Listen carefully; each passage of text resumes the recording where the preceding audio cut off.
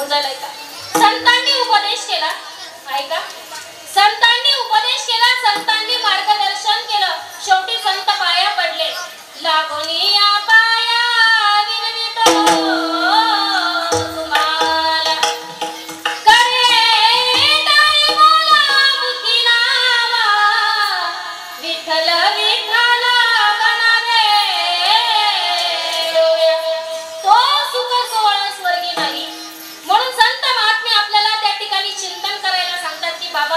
चिंतन करा. लक्ष द्या, चिंता करू नका.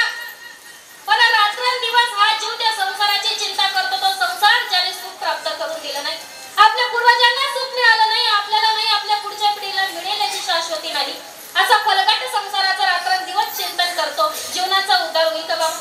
नाही. संत आपल्याला चिंतन करायला सांगतात. कारण का? चिंतने चिंतने तद्रूपता. जिवंत माणसाला जाते ती चिंता आणि मेलेल्या माणसाला जाळत असते ती चिता. फक्त बिंदूचा फरक आहे. शास्त्रकार वर्णन करतो ऐका. चिंता चिता समख्याता बिंदू मात्र विशेषता सजिंदाती चिंता निर्जीवम दहते चिता. एका गावामध्ये 90 वर्षाचे बाबा होते ऐका. बाबा कधी मंदिरात जात नव्हते. बाबाला सप्ताह कधी होतो, कधी बसतो, कधी उठतो हेही कळत नव्हतं. बाबाचा मित्र परिवार बाबांना धर्ममंडपामध्ये आणण्याकरता त्या ठिकाणी आग्रह करायचे, पण बाबा येत नव्हते. पण बाबा एवढे हुशार होते, 7 दिवस येत नव्हते आणि 8व्या दिवशी आल्याशिवाय राहत नव्हते. बरं 8व्या दिवशी केव्हा यायचे? विठोबा रुक्माई झालं की बाबाला माहिती होतं 15 मिनिटांमध्ये ज्ञानेश्वर माऊली होईल आणि जशी ज्ञानेश्वर माऊली झाली तशा जेवायच्या पंक्ती बसतील. बरं बाबा एवढे हुशार होते मावशी, बाबा स्वतः जेवायचे तर जेवायचे आपण जिलेबी लई जाय. सगळं माझ्या गावाचं सांगेन, तुम्हाला गावनं सांगाव नाही. रात काढणे शेमाली कोण उपाध्याय. असे बाबांनी संसारामध्ये संपूर्ण आयुष्य समर्पित केलं. ताई अशा बाबाला परमार्थाचा शेवटी किती गुण लागेल? ज्या माणसाने आयुष्यभर राम राम केलं नाही आणि शेवटच्या समायाला मुखामध्ये दात नाही, त्याला राम म्हणायला सांगितलं तो मरा मरा करतो. काय उपयोग होईल? असं चाललं होतं. मोठ्याचं लक्ष गेलं. मोठ्याने बद्याला सांगितलं म्हणे तेच गल्ला येडा तरी गेला. असं काय करा दाखला म्हणे कुची बा नांगला घेताना मग काहीतरी टेचे मोठा म्हणे मग आत्ते ना ते पाडा मागचं भिंती पाडली त्याच्यात नाही म्हणे हे ते पाडलं, इकडचं पाडा. घराच्या 4 भिंतड्या पाडल्या पण कुठे तपास लागत नव्हता आणि बाबाचा असं काही बंद होत नव्हतं. मग त्या ठिकाणी संपूर्ण गावामध्ये पाण्यासारखी चर्चा पसरली. जसं पाण्यामध्ये तेलाचा थेंब टाकला डोळ्याची पापणी पडत नाही तसा जातो, तशी वाऱ्यासारखी बातमी पळाली आणि असं काही गावामध्ये माहिती पडलं का घरामध्ये भाजी बैजा तरी देखणं सोडतं. असे पळाले बाबाच्या खाटीवर आवती भोवती आणि बाबाला त्या ठिकाणी सांगू लागले. पण बाबाला बोलता येत नाही. इलाज चालेल का? बाबाच्या मुलांना इलाज सांगून जायचे, उपाय सांगून जायचे, फरक पडत नव्हता.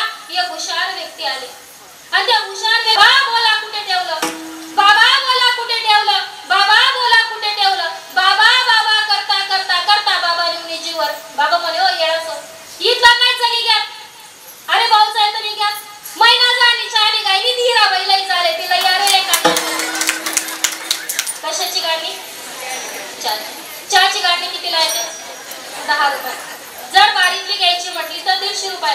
पण 50,000च्या वनस्पतीसाठी आणि 5 रुपयाच्या 10 रुपयाच्या गाडण्यासाठी बाबा बी गेले, दशम्या बी गेल्या, लाखोची इस्टेट गेली.